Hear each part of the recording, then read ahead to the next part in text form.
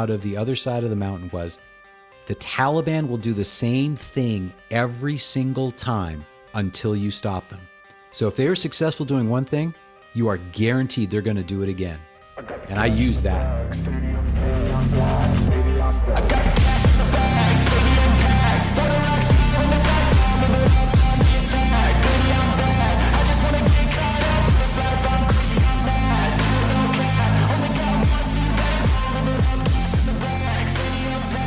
Welcome back to the 29th episode of 11 Bang Gang. I got an awesome guest here today, retired Lieutenant Colonel Paul Darling. He was an infantry officer, a West Point graduate, and he spent a lot of his time in Afghanistan with the Afghan National Police. And I think this is an important conversation to have because he's written a lot of after actions and stuff, and I've read a lot of that, and I think he really brings a good conversation about, it's some insight into, the mindset and the training and the performance of, the Afghans that were there to defend their country. So thanks for coming on, Paul. Say what's up to the gang. Hey, how's it going? Thanks for having me on. I really appreciate it. And it's good to get the stories out of all the 11s who just went about their business. And we weren't Hollywood stars with cool hair and cool helicopters and cool guns, just the regular guys. Yeah, that's what the show's all about, man. So after some technical difficulties, you already started to answer this question, but take 3, I think. What is, the question I asked you earlier, I still want that answer, is that we left Afghanistan and, a lot of the guys wondered about, what was it that the Afghan National Army, the Afghan National Police, and all their guys, what was the reason that they couldn't hold it after we left? Was it equipment? Was it will? Was it, training? What was that? Well, it certainly wasn't equipment. And there were more Afghan National Security Forces than there were Taliban, far more. I mean, ultimately, at the end of the day, the Taliban wanted it more. They were motivated by their faith, by a belief in God, by Islam, and that's a strong motivator. There's a reason Islam conquered from Morocco to Malaysia. That went all the way up to just outside Paris, the Battle of Tours, the gates of Vienna. Conquered half of India. Heck, the name India comes from the Indus River, which is now in Pakistan. And like I said, Indonesia, Malaysia. It was a faith that motivated men to fight. And I don't know what we were trying to create in Afghanistan, but it sure didn't match the Afghan people. And by Afghan, I really mean the Pashtun people. Afghan is a way of saying Pashtun. And while they're Tajiks and Uzbeks and Turkmen and Hazaras and you got Baluchs, which are quasi-Pashtuns, I think. I'm not too smart on the Baluchs. But the Pashtuns are the heart of the Afghan people, and the Taliban just represented them better. And so we're right back where we started. So contrast to, say, Vietnam, we pulled out in April 1973. And it wasn't until 1975 when the Watergate Congress came in, and they knew that the Americans would not support the South Vietnamese military, that the North Vietnamese invaded. And they invaded. The country didn't just crumble to some ragtag bunch of Viet Cong. Viet Cong were destroyed by 1968. They were invaded by North Vietnam with zero American support, but they hung on their own for 2 years. I mean, Afghans didn't last 10 minutes. Right. They just crumbled. Mm-hmm. So I think the Afghan people just preferred the type of government that the Taliban provided over what the State Department was trying to make. We kind of having gay pride parades and George Floyd murals in Afghanistan and Kabul. Seriously? Wow. The State Department wanted to play with a toy, and they didn't really want to create a government that worked for the people of Afghanistan. And so we wasted 20 years. Yeah. Yeah. I went on a big deep dive of, what went wrong. And, that big document come out, I'm sure you read some of it, was the, the lessons learned document that was just this Yeah. huge collage of stuff. And then I can't remember what news network did a great deep dive on it and broke it down. You know what I'm talking about? I heard of it. I didn't read it because I knew it'd be bullshit. Yeah. It'd just be excuse after excuse because it really wasn't that complicated. Yeah. The Taliban were willing to fight and die, and the Afghan National Security Forces were not. Period. There was more of them. They were better equipped. They were in the defensive. By every measure of military power, the ANSAF should have smacked the Taliban around. But they weren't willing to fight and die for it, so they lost. Yeah. I think, too, is one thing that I've always said was one of the things that makes America great is our sense of civic pride. You know what I mean? And one of the things that I tell people when they ask me, like, what happened in Afghanistan, and I'm always like, dude, that country, there's no, like, Afghan pride. You may have pride in your village, you may have pride for your family, but you don't have pride in the country because the country isn't connected like America's connected. There's not an idealistic thing to fight for. And the Taliban's idealistic thing is, don't come here, you know? So going back, we talked about the different tribes. Remember, Afghanistan wasn't created by any sort of organic thing. It was a division, a deliberate division done by the British and the Russians to make sure, that that the Russian Empire and the British Empire would never touch. That's why you got, I think it's Baluchistan, that thin little narrow part in the northeast that runs to China, that separated what was then India from the Russian stands. And it was deliberately created to be a weak entity. So it divided the Pashtun region, the Pashtunistan, between what was then India, now Pakistan, and Afghanistan. It divided the Turkmens, it divided the Tajiks, it divided the Uzbeks. So that the Afghanistan was designed to be weak and fractured and incapable of being a great power, and it deliberately gave a refuge for people who fought in Afghanistan to flee to Pakistan or to Tajikistan and Uzbekistan after the dissolution of the Soviet Union. So it's just another fake country created by colonial powers that really didn't care about the people who live there. The irony, of course, is while everyone decries colonialism, as soon as the colonial power is gone, they keep the borders created by the colonial power because they benefit from it. Right. So, one of the episodes I did on my podcast was I talked about why the nation state is so important.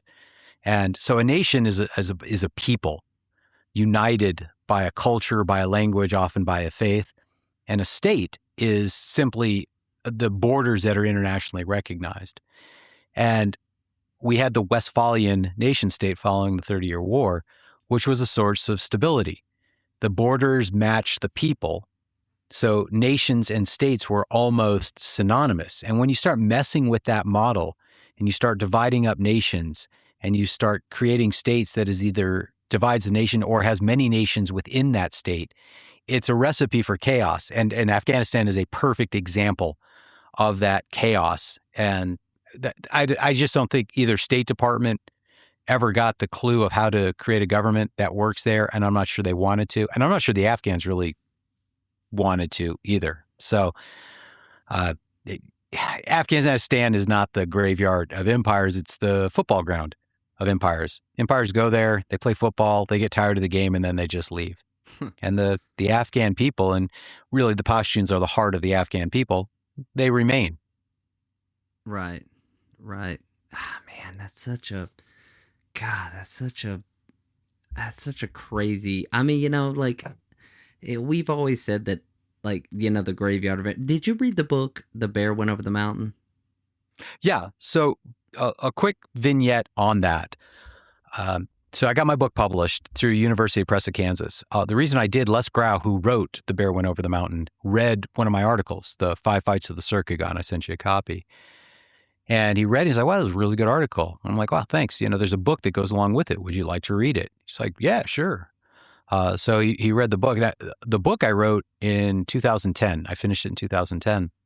And it wasn't published until 2019. And Les Grau, who wrote the bear went over the mountain, which was largely, he was a Russian linguist. He was a Russian FAO. I think he was an SF officer in Vietnam. And he was a Russian linguist. And so he worked for the Soviet Studies Office at Fort Leavenworth. His whole job was translating Russian documents. And so the bear went over the mountain was mostly just Russian AARs that he translated and published. Right. Yeah, one of my captain read it, and he gave it to his lieutenants, and I wished I would have read it like before I went to Afghanistan, but I was just a dumb corporal, and I was like, yeah, I'm not reading this. But like, yeah, I felt like it would have, I don't know if it would have changed anything, but like I felt like I would have understood a little bit more of what was going on around me, at that time. So I did read it. I read it when I was training before I went. There's some decent tactical insights. It doesn't really give you an insight into the people of Afghanistan. Like, it's a very technical, tactical document. And so in the book, in the article, Five Fights to the Circuit, I certainly incorporated aspects, the Brunagrupa being one example, which was their mobile teams. And our greatest tactical weakness, and you'll see it in the article as you read it, is we were so slow to take intelligence and develop an order and getting forces out the door. One of the reasons I was successful is the AMP could roll in 10 minutes. If we called up the AMP and say, hey, there's Taliban here, we're rolling in 10 minutes. No one else had that flexibility. The SF ODA, well, it was a B team. So, a collection of ODAs, the team would get intel and he'd give it to us with the Afghan police because we could move fast enough to act on the intel. We moved faster than the SF did, and certainly the Afghan National Army, and almost, and absolutely faster than ISAF. So if you can't operate quickly on intel, it doesn't matter. You're just driving around getting blown up, which is most of what we did. Yeah, I read your after action you sent me, and if it's all right with you, I'm gonna put that in the show notes. That was a great article from U.S. Army Press.mil. Yeah. Thank you. Yeah, sure. I share the lessons.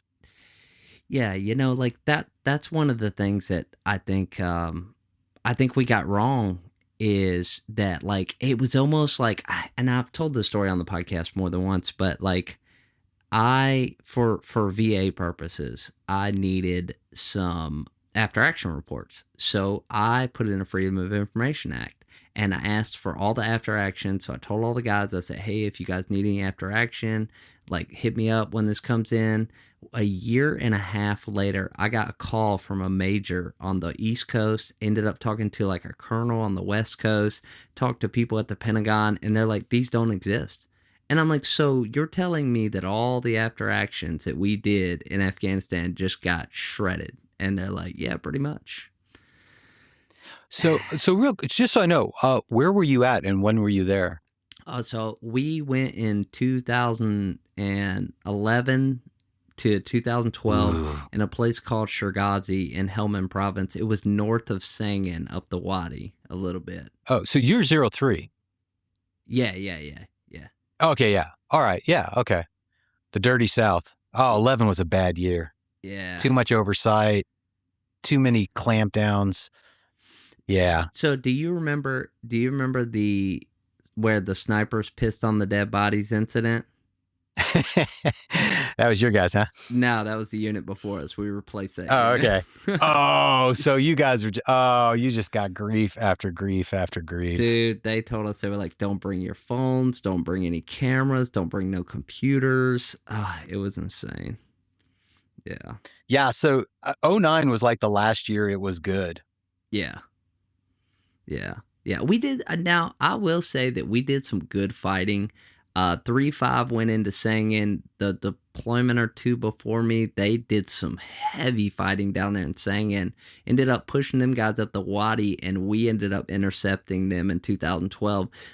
I mean, I'll put it to you this way. When we got there, our helicopters were getting shot at the LZ in our fob, and then by the time we left, we had pushed that security bubble out like 20 clicks. So we did some work.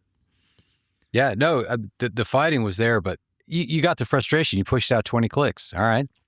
Well, they're just at the 25 click then. Yeah. Well, okay. I wanted to ask you a couple questions before we get Sure. into too deep into what you did in Afghanistan. So I just wanted to know kind of where you grew up, and like when did you decide you wanted to join the army, and was any of your family were you like generational military kind of guy? Well, um, my family served. My dad served. My grandfather served. My dad was in Vietnam. My grandfather in World War II. And but they just did their hitch and got out. But really, what happened? I grew up in Las Vegas. I was a swimmer, and then my sophomore year, I won the state championship for high school. And the first letter I got was from West Point's swim coach. Wow. And it's just like, hey, if you're interested in swimming here, let me know. Well, that made it easy. And so I went and visited my junior year, visited some other schools. And I was broke as hell. And I wanted to go East Coast. I wanted to get away from home growing up in Nevada. I wanted to get away. And so I was looking at the Ivy Leagues in West Point. And the Ivy Leagues don't really give athletic scholarships, and I was broke as hell. So combination of factors, but really it's because West Point was the first one to reach out to me. So went to West Point just really because it was a college, good reputation that I could afford, that I could compete Division I in. It turned out my senior year, I had a really good year. I was All-American a couple times. So Wow. I had a lot more freedom, but by then I had committed to West Point and I was too lazy to change my mind. And I wasn't thinking about being in the Army or anything. And I hated West Point. It's a terrible place, horrible. I haven't been back since I graduated. Really? And it's been 33 years. Maybe at the 50th, maybe. And that's a big maybe. Yeah, screw that place. Wow. So I'm graduating. I'm like, I'll go Corps of Engineers because I'm probably going to hate the Army too. And so I commissioned actually Corps of Engineers. Went to Germany for my first tour, did a tour in Macedonia, did the I-4 in Bosnia in 96. Loved it. I love the Army. Love soldiering, love training, love maintenance. I loved everything about the Army. It's, I hated West Point, but love the Army. So I'm like, okay, let's stick around with this. And then I went to Ranger School and broke my foot, and they sent me on to Hawaii. So I did Germany, and then I did Hawaii. And because I didn't have my tab, they sent me to the construction unit, not a combat unit. And there's a huge culture difference between the combat and the construction side. Yeah. And then the wheels came off. Still love soldiers, still love soldiering. But, it's like, hey, lie about your maintenance, lie about your training. No one cares. I'm like, well, I don't roll like that. So that went to hell, and I got out. I actually resigned my commission August 2001. And, I had a couple months before I was getting out. And then 9/11 hit, and I wasn't even going to join the Guard. I'd done my 8 years. I owed zero. I didn't even owe IRR time. But 9/11 happened. And I'm not sure if you remember, but right after 9/11, there wasn't a whole lot going on. Right. Like there's some SF bubbas, running around on horseback, having a good time, but there wasn't much. But I'm like, we're at war, so I just joined the Guard. I didn't really think about it. So I joined the Texas Guard, and I learned my lesson. I'm like, look, if you like soldiering, just be infantry. Just get on with it. So I joined the infantry. So I did the Texas Guard for a year and a half. Then Iraq kicked off. A buddy of mine calls me in the Oregon Guard, and he says, hey, we're doing first push with 1st Cav. We're augmenting, and our S4 failed his physical. Basically, he was a pansy. Yeah. And so I'm like, yeah, sure, let's do this, man. Leroy Jenkins. So quit my job, flew to Oregon, didn't have orders or anything, joined up. We were a week from wheels up, and then Turkey played their little games. So 1st Cav, who I was supposed to roll with, got kicked off the tip fid, and 4th ID took their place. And instead of doing first push with Iraq in 2003, we were guarding the Umatilla chemical depot in the desert of Oregon. Oh. Oh, that sucked. Yeah. So I talked to the battalion commander. Yeah, go ahead. I do gotta, but I'll be remiss because every single podcast guest gets this question, and you blew right through it. So I just want to kind of roll back real quick. Sure. So you went to West Point, which is, see, officers are so weird. So, like for my normal question is, when you went to boot camp, expectation versus reality, what you thought it was going to be like and what it ended up being like. Obviously, you said that West Point sucked. But as far as like when you got to I say the fleet, that's the Marines, but when you got to the big army and you actually got out there, expectation versus reality, you didn't like West Point, but once you got out there, I'm assuming that you liked it. You said you did. Yeah. Yeah. So here's the thing. It's terrible to say. I just wanted to swim, which is funny because if I really wanted to swim, I would have gone to West Point. Right. Because you only swim 6 months out of the year there. Once the season's over, you start doing Army training. You're gone all summer, doing like I did Northern Warfare Training Center, did 5 weeks in Israel. You do the summer camp type stuff, the Beast Barracks, and then you do so stuff like that. And so it wasn't until my senior year at West Point that I even matched my high school times. I was a much better high school swimmer. So I was All-American in high school. Right. I was barely All-Conference at West Point. Oh, I never qualified for the national championships at West Point, which was frustrating. But I did, and I don't, man. What do you know? What do you know at 18, 17? Man, you don't know nothing. So West Point just sucks. Yeah. But the Army's kind of cool. Well, it used to be. I don't know. I hear the stories. My two boys are, one's out. He did his 8. He got out. And my son's got 1 more year on his hitch.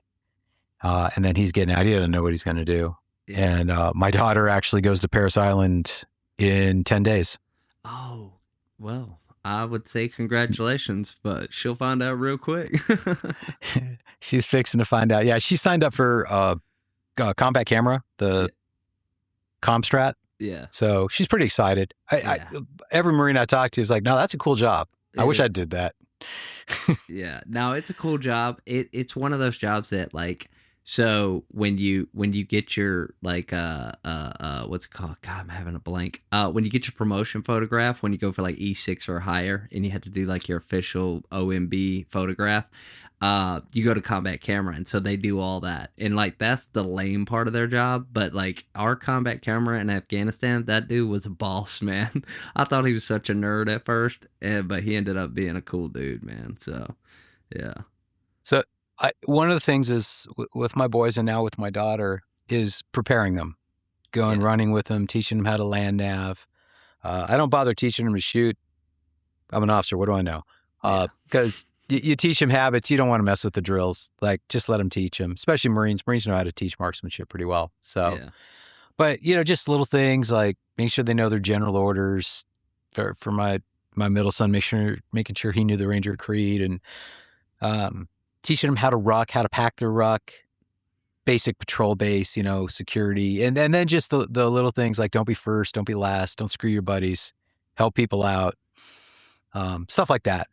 So it's the last thing you do as a dad, because after that, they're their own people. They're their own men or now women.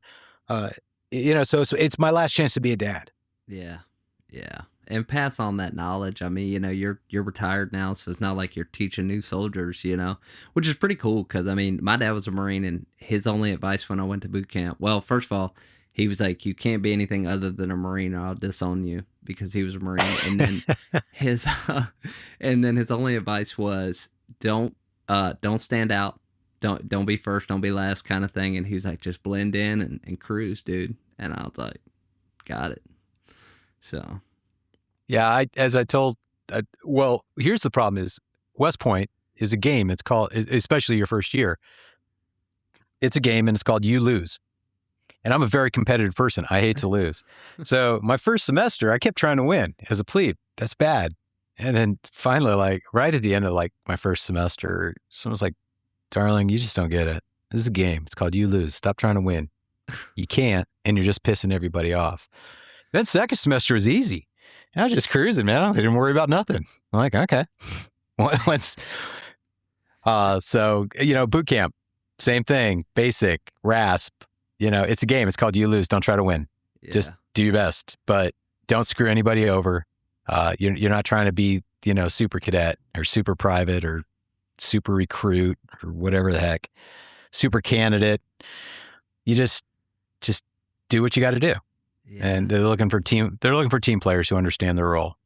Oh yeah. Because the guys that are like the pick-me's, it never ends well. Never ends well. No. But anyway, yeah, sorry to sidetrack you. So you ended up going to Oregon, y'all guarded that facility, and what'd you do after that? Okay, so I didn't end up guarding that facility. I go to the battalion commander. We're mobilized for the year. So we rolled from Iraqi Freedom over to Noble Eagle, which was the domestic guard, deployment. And so they were creating missile defense up in Alaska. So I had an active guard and reserve. So anyways, I did the engineering thing for a while in Houston. I didn't like it. I like being a soldier. So I started doing, I applied and got picked up for an active guard and reserve job in Texas, where I was living. Quit that. Like, I didn't start it. So I said, look, I'm going to go deploy with Oregon. And they're like, well, you're giving up your AGR slot. I'm like, well, so be it. And the commander of that unit really was pissed at me. The XO got it. The commander was a slick sleeve, so that's why he didn't get it. And the XO, he had done Desert Storm and I think Panama, so he got it.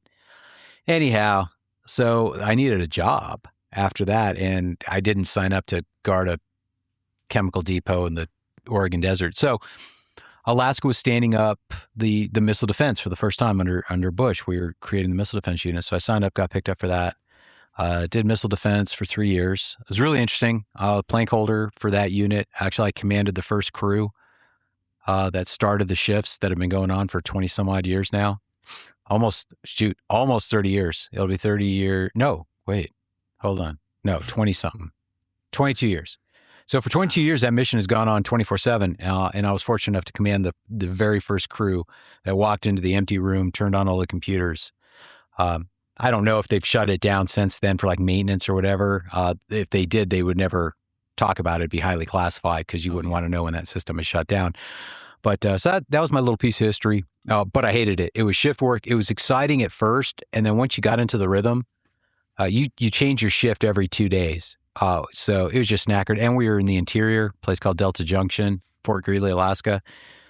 And so got another job with the Alaska Guard, did that for 2 years. And then our state was on the hook for sending a team to do the Afghan advisor mission. So I volunteered for that, begged for it. Yeah. And so that got me to Afghanistan. So time when you went to Afghanistan? I'm sorry, one more time? What rank were you when you went to Afghanistan? I was a major. You were a major. So, okay. So here's the crazy thing. Yeah, I had major was my best rank by far. I had 3 separate commands as a major. Wow. No major should ever have as much fun as I did. It's usually the crap rank. Yeah. For me, it was awesome. Yeah. Like I said, I commanded 3 different units as a major, had a blast. Yeah, because isn't major the first rank outside of technically field command? So with the Army, the Marines, sometimes you'll have majors who command companies in the Marines, as I understand it. I'm going to get smart on Marines, just not right now. But, you're a platoon leader as a lieutenant, you're a company commander as a captain. Right. And then battalion commanders are lieutenant colonels, right. Brigade commanders are sixes. So the majors are just the staff bitches. Yeah. But because I was guard and, so the missile defense unit was the major commanded those crews. And then I did civil support team. And even though the commander is a lieutenant colonel and I was the deputy commander as a major, the commander quit. So this guy was all Captain America. He was all tabbed, had his EIB, talked mad smack. And then like, hey, we need you to go to Afghanistan. And he quit so fast. He's like, damn. He had no combat deployment, but boy, all those badges and all those tabs didn't mean shit when it's time to go to war. He pussed out so fast. Anyways, so he took off, and then so I took command, and then new commander came in, but it's about a 2-year pipeline to get trained up. So he was gone. So I was basically the de facto commander for most of my time there. Had a blast, great unit. But then he got finished with his training, so I was going to get knocked back down to deputy, and this deployment came up, and Afghanistan 08, 09, that was a good time. So signed up, Yeah, and then that got me there. So when you got to Afghanistan, I mean, I'm sure, it's like you said, I mean, you were doing other jobs, but when this came up, you were like, got it, let's go. What was your first impression when you got to Afghanistan? So first off, I started off on staff in a little fob in Kandahar City. Mm. I was just staff. So they took our team and they divided us. So we had a team of like 14 dudes. And most of them went to Zabul province with the ANA.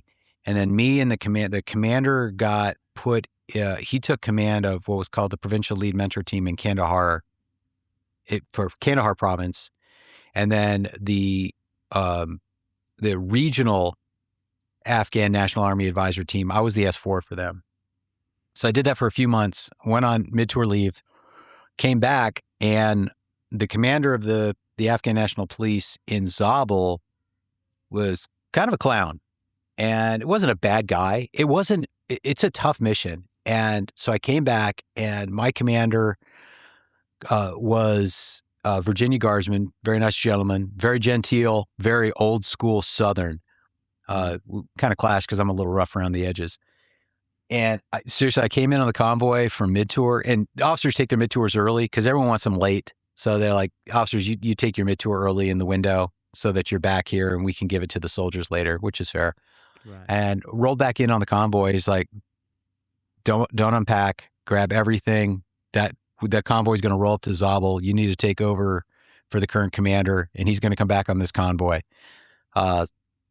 Go do what you do. Don't make me look bad. Those were the only orders he gave me while I commanded that unit. Holy shit. Yeah. So I didn't ask, but the train up for this, I mean, was there any kind of train up for this, for you guys working with the indigenous forces? I mean, was it we had a 2-month. Okay. Yeah, we had a 2-month train up, and we did that at Fort Riley, Kansas. Okay. Camp Funston, technically. We shot some. No, we didn't learn shit. Yeah. Okay. It was. I'm sure for some soldiers, most of these guys are part timers. Yeah. I was a full time for 8 years, and then I was a full timer as an active guard and reserve. Yeah. So I didn't go a whole lot. One of the things that was funny was they taught us all Dari. So there's 2 major languages. You know this, Dari and Pashtun. Right. But so the Afghan army mostly spoke Dari because they were all a bunch of Tajiks. And the Pashtuns obviously speak Pashtun. I'm like, can we learn Pashtun? Because we're doing an Afghan police mission and we're in the South. Pashtun would be more useful. It's like, no, everyone speaks Dari in Afghanistan. That was the level of knowledge by our instructors. Man. Yeah, because they completely fucked that up, I'm assuming. Oh, yeah. No, they didn't. So they're like, how do you go about it? It was just so canned and so much bullshit. And so people who do this mission well are rare because what would normally be considered a good army officer is the cog who fits in the machine. Right. Without any hand fitting. Like, I can drop him in. He's predictable. I know exactly what he's going to do. And those are the guys who just don't handle the mission in Afghanistan particularly well. So when I took over the command in Zabul, I fired half my subordinate commanders in 2 weeks. So I went out, I did combat missions with all of them so I could get a feel for how they operated, get a feel for strengths and weaknesses and whatnot. And I would have fired more, but I ran out of bench. There's one other, so out of 4 teams, I had 1 strong commander. I had 2 hazards and 1 meh. So I fired the hazards, and they weren't bad guys. One of them was incompetent. The other one was competent, but he was burned and he really got captured by the soldiers. So he couldn't enforce the discipline required. In this kind of mission, you got to have really strong discipline because we're out there flapping. We're doing whatever. So I can't have an ill-disciplined unit. And likewise, I can't have somebody who's incompetent. So it was tough. And it was funny because there's a really strong bench with the Afghan National Army advisors. They got everyone. And I had 2 captains who came up to me, studs, like, "Sir, can I come over to your unit?" So, yeah, I'm like, "Yeah, I could absolutely use you." And I went to my counterpart who did the Afghan National Army Advisor mission, and he's like, "You can't have my guys." I'm like, "These guys were seriously in the gym 5 hours a day doing nothing, never leaving the wire." So here you got this hard charging, tabbed out dude, you know, did his first tour at the 82nd, made captain, comes over, and they've just got him stuck in a fob all day. Man. When there's some good killing to be done. I felt bad for those kids. Yeah, that's man, that sucks. God, that's the worst. Especially, And the lack of awareness on the part of my counterpart to go, yeah, I got to put these studs where they can do some good. He just didn't care. Anyways, okay, here, I'll tell you a story. So you've read my article. So you got the general idea how the last mission went. That was the basis of the book, in the video and whatnot. So it's a real simple mission. Use a drone, use a Pred or a Reaper to find the Taliban, have intel to know, okay, I think they're going to be in this general area, locate them, and then send Apaches to fix them and make sure that your unit is close enough so that when the Apaches go bingo on fuel, that you're close enough on the infantry fight that you can slay. Right. Simple stuff, right? Find with a Pred, fix with Apaches, destroy with infantry. Basic. So after I did this mission, I actually got my ass chewed, even though we stacked bodies. And because I made the Afghan National Army, which was the main effort for the advisor mission, look bad. Because, they've got thousands of, over 1,000 Afghan National Army soldiers running around getting nothing done except getting blown up. And I take 30 cops and, 8 advisors and a couple of Terps. And we stacked 30 bodies in 2 hours. Yeah. And yeah, it's like, and a real simple mission. The thing is, I needed the enablers. I needed the Apaches with their superior mobility, and I needed the drone to locate the location. I need those enablers, and I was able to get that through a bud. Funny story, I'll get back to that. So I get my ass chewed, and so I set up the same package. I get the Apaches, I get the Pred, but I have to hand it off to the Afghan National Army so they can look good. We did some support.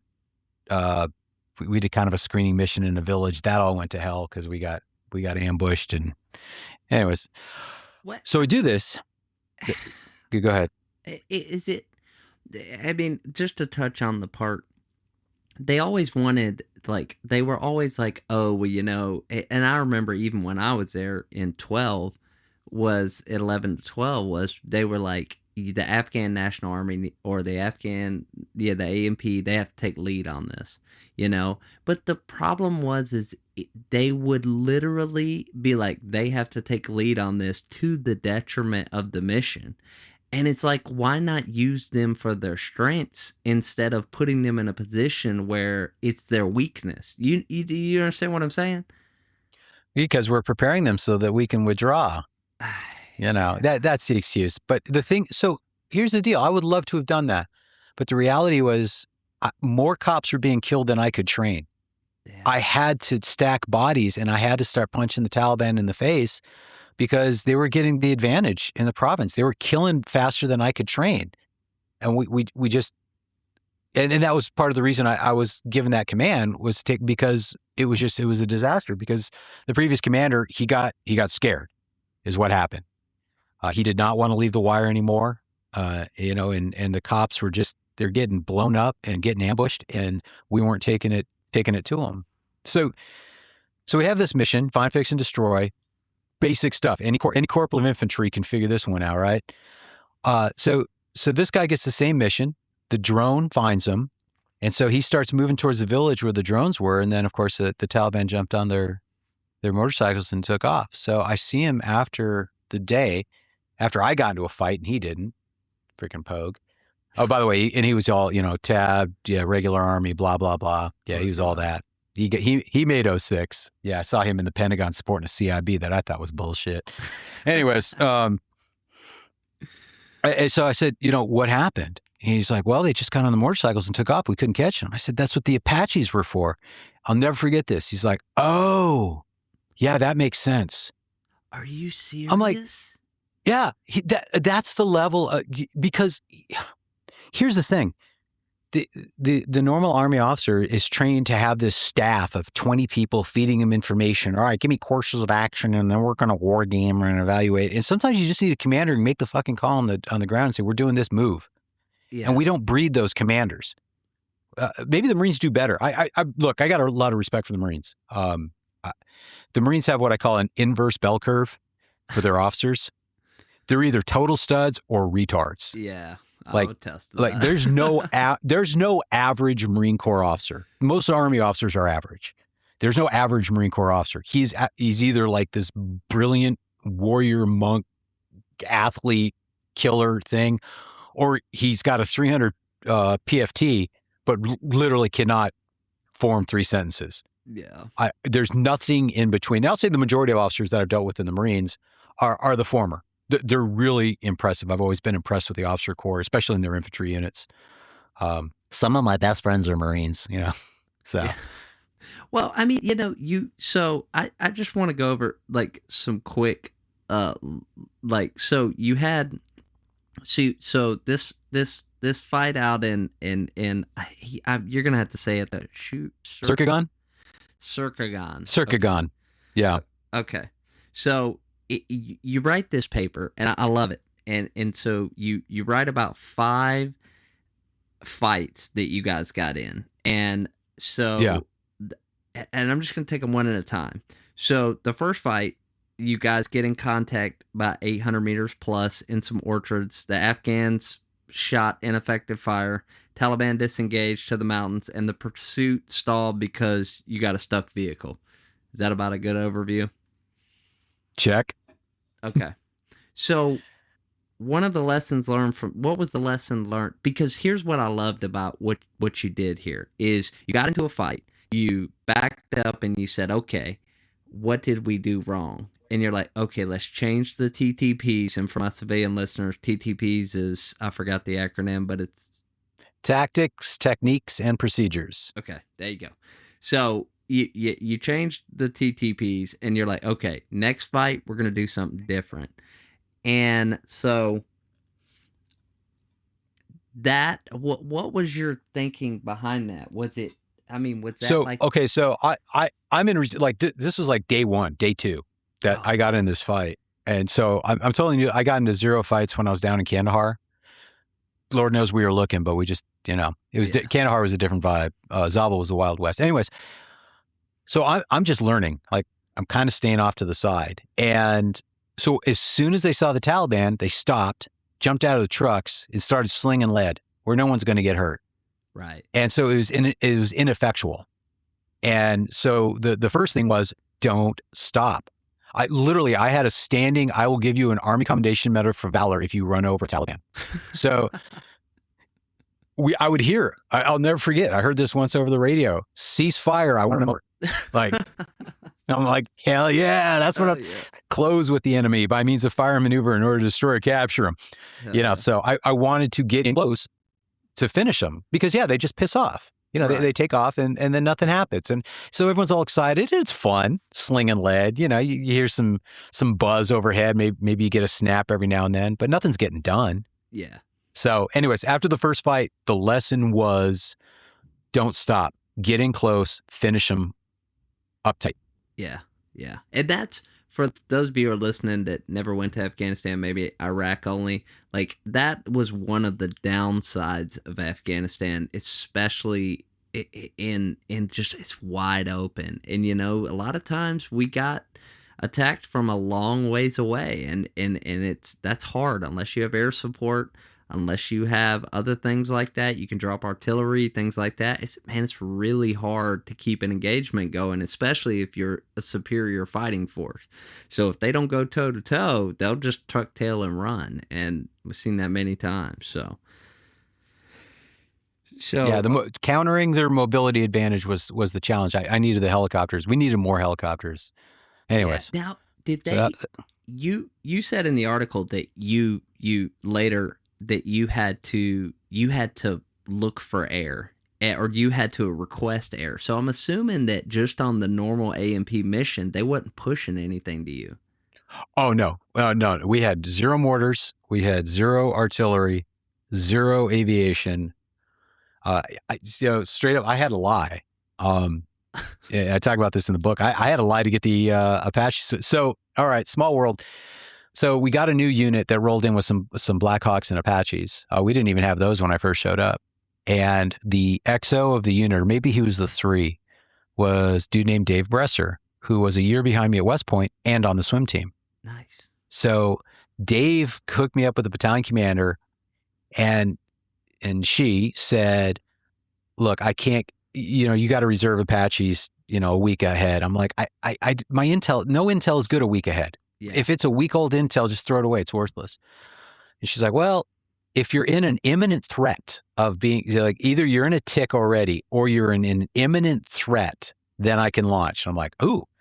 So, it's kind of a wink, wink, nod, nod. It's like, just get on the net and say imminent threat, and then I can launch my piece. Nice. And I'll make sure they don't have any other missions that day. So that was how we played that game. Wow. That's some sweet cooking on your part. I mean, to get that, you're like, I got to get it done in any way possible. So in the absence of the drone and the Apaches, there's no way I could get a decisive action with the Taliban. I needed those things. Yeah. Yeah. Because I think about how much we used ISR from drones, just F-18s that were on station, all that. I mean, it's so helpful. Oh, yeah. Oh, they move faster. They can see more. Yeah. I could bitch about how air support works in Afghanistan and works in general all day long, but we're not going to do that. We're not going there. So the second fight you get into, this was an ambush response, correct? Same thing. So basically same mission. And then what happened is the Taliban did so there's 2 books that Les Grau wrote. There was The Bear Went Over the Mountain, and then there was The Other Side of the Mountain, which was they interviewed Taliban fighters about what they did. And the Other Side of the Mountain is a lot longer book, but it's not worth reading.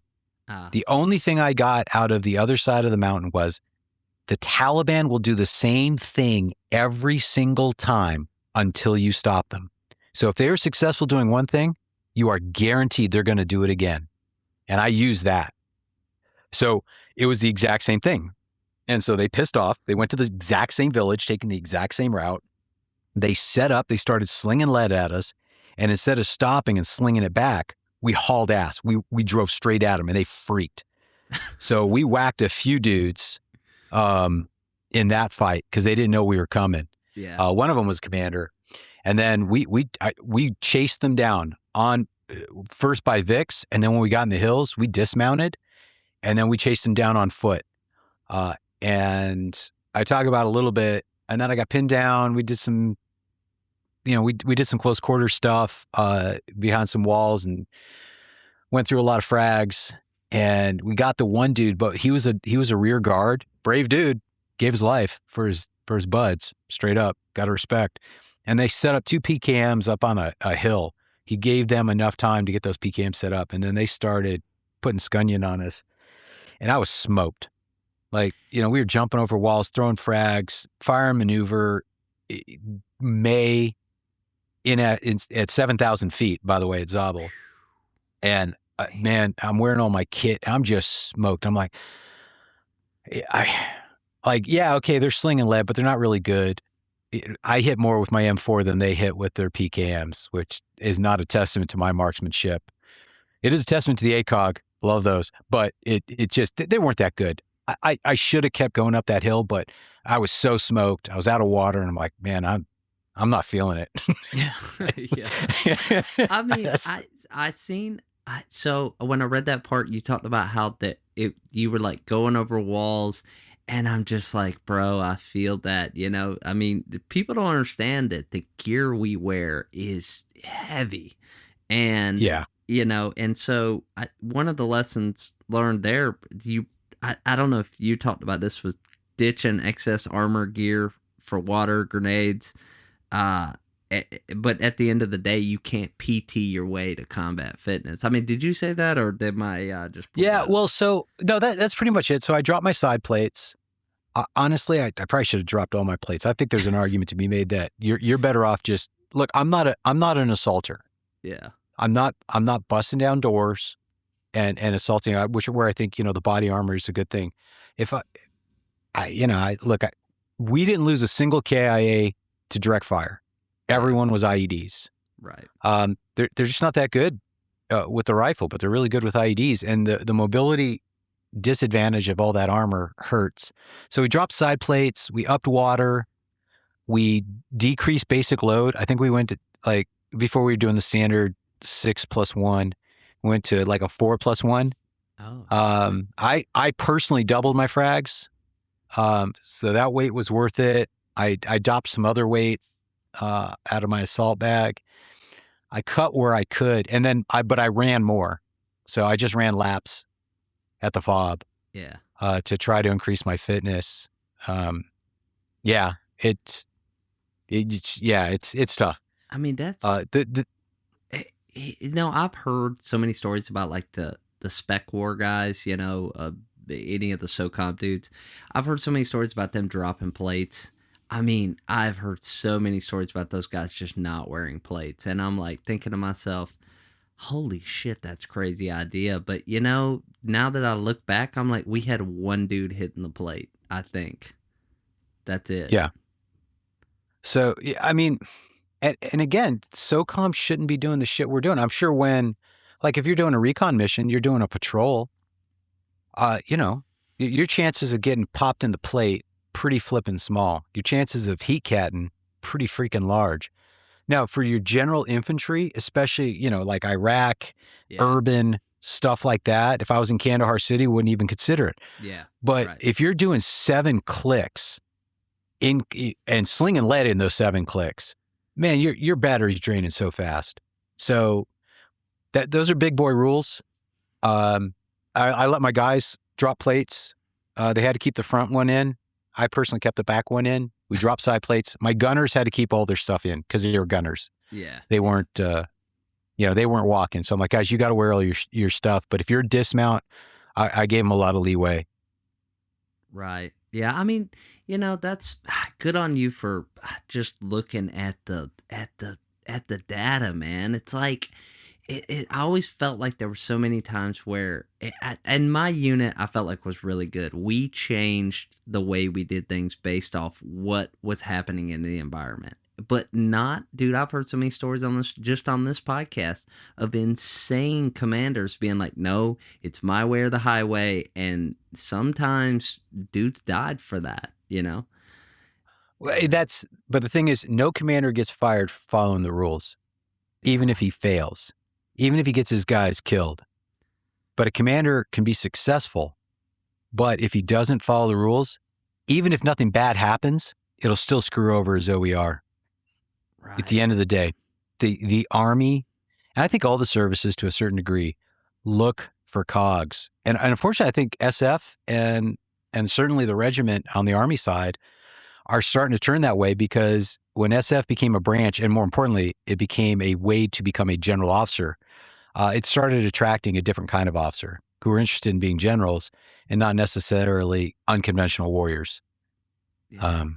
So, I mean, I'm talking a lot of smack for a dude with no tab, but at the end of the day, we fought a 20-year war where SOCOM definitely had lead, and we lost to illiterate goat herders.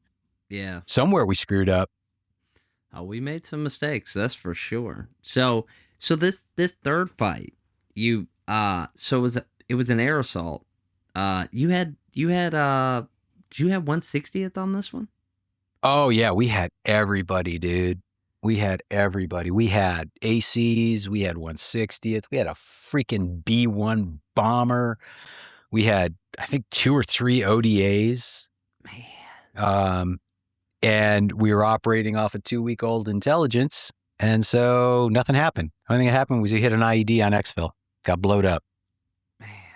And that was, I've seen, and, really, you already talked about it, but kind of like the looking back at that one is you can't execute on intelligence. That's that old, just throw it away. You're wasting time. Yeah. Don't waste the assets. So, and I know we had ODAs. We may have had some guys even cooler than that. I don't know, man. I wasn't bred in on that.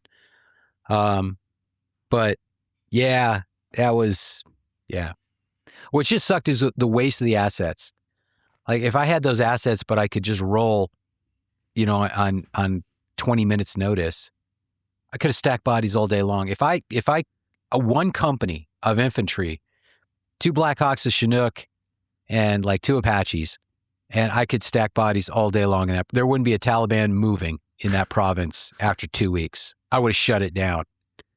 Instead, we got 2 battalions of clowns bebopping around getting blown up.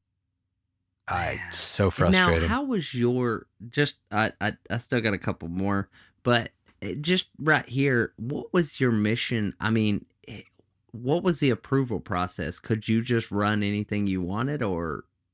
So the cool thing was, whatever. So my boss's boss was he's Colonel Hicks, BM2 banger. He was an SF guy. And his guidance was very simple. If they go, you go, which is very SF, and I'm down with that. Yeah. So my excuse was, if I wanted to roll, I call up my general. I'm like, we need to go here. He's like, okay. So how I made that happen, man, I might go to jail for this stuff, but here's how the lesson goes. So I had no money to bribe. I wasn't that cool. But what I could do was request fuel. So every month I gave my general 6,000 gallons of fuel, which was very valuable in Afghanistan. Oh, yeah. I bribed him with it. Yeah, that's like $20,000 to him, which is a lot of money. Yeah.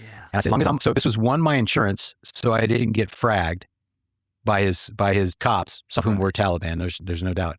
So as long as I stayed alive, you got a fuel truck every month. And I never want to hear we don't have fuel to roll on a mission. So for the price of a fuel tank per month, I got Afghans who could roll on 5 minutes notice anywhere in the province to do any mission I wanted. Oh, that's sick. That is sick. Like I said, no major should ever have as much fun as I had. No, and I'm National Guard. I don't care. Like, I was successful because I didn't follow the rules. The Taliban knew the rules that we followed, and so they manipulated them. And that it's the complete antithesis of unconventional warfare. Right. Yeah, because I mean, we had a CAG guy rolling around trying to give people cash out of a briefcase, dude, and it was insane. Let me tell you. I just want your opinion on this since you were an officer. So we had this issue one time where we kept trying to cross this wadi and it was flooded. It wasn't a wadi, it was a road, but it had this spot where it was flooded. Every time What's the difference? Drove forward, the entire MRAP touched, like almost you could step off of the turret onto the ground. That's how far it would roll over. So EOD pulled us out like 3 times. And on the other side of the road was a farmer's field. And EOD, after like 2 times, looked at me and was like, I'm blowing that fucking wall. And so somebody called the captain, I can't remember. And no dig on you, Captain Flynn, you were legit. But Flynn's like, no, we can't do that. If we flood the farmer's field, he's going to be pissed. And I was just like, who gives a shit? Because if we hit an IED here or something like that, you know what I'm saying? It was just I felt like it was a bad call. We finally made it after we went out there, and me and my VC literally stood in waist deep water, not even knowing that there was an IED on the road. But it was the kind of thing where it's like, blow the wall, take the farmer $1,000 and tell him Merry Christmas. I mean, Jesus, dude. Yeah, I'm with you. No, so we parked our MRAPs. We only rolled in Humvees because the MRAPs just didn't have the mobility. That makes sense. Yeah. Yeah. We took risks, but we just couldn't. We couldn't get with the enemy in the MRAPs. Yeah. Couldn't do it. Yeah. You were rolling light. I mean, were these up armored Humvees or just like soft? Yeah, they were up armored. Yeah. Wouldn't have made a damn bit of difference though, to be honest. Yeah. Speed was our advantage, not the armor. The armor worked against us in some regards because, well, one, you'd get stuck easier because, the Afghans trucks could float. But so even if you hit an IED, it didn't help you in the Humvees because the blast would just reverberate through the whole truck. So like we had an Afghan truck hit an IED. Yeah, the TC and driver, they both ate it. But the 2 dudes in the back and then the guys, rolling in the bed, they were fine because the blast just went straight up. Whereas if a Humvee had hit that IED, everyone in the truck would have been dead because the armor transmitted the explosive throughout the truck instead of just blown straight up. So, but are you willing to underwrite that risk to have your guy die because you go in a truck that was a little bit faster and, a little bit lighter that gave you more cross-country mobility? I guess here's the thing is you're calculating the risk to your career if it goes wrong more so than you are what are the risks to the men. Right. And those are the hard decisions. And then at the end, 20 years later, what would have been the smart move? To have stayed in the fob and never left and let the Taliban do whatever the hell they wanted to. Because at the end of the day, we lost. So none of my guys got killed. We had some Purple Hearts, but nobody got killed. And the Purple Hearts were RTD. So, my guys came out fine. They all went home to their families. By far my greatest accomplishment as an officer.